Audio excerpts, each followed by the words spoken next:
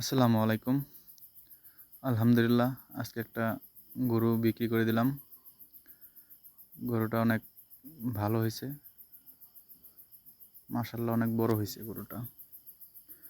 ওটার বলার কোনো সম্ভাবনা নাই, তাই বিক্রি করে দিলাম।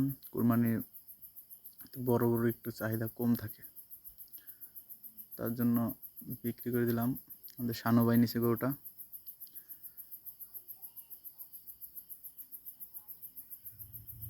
গরুটা অনেক ফাজিল, তাই গাড়ি বাড়ির ভিতর ঢুকাই দিয়ে গরুটাকে উঠাই দিলাম।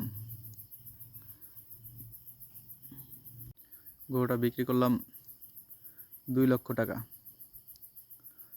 আরও 3টা আছে, এটা বিক্রি করব কোরবানিতে।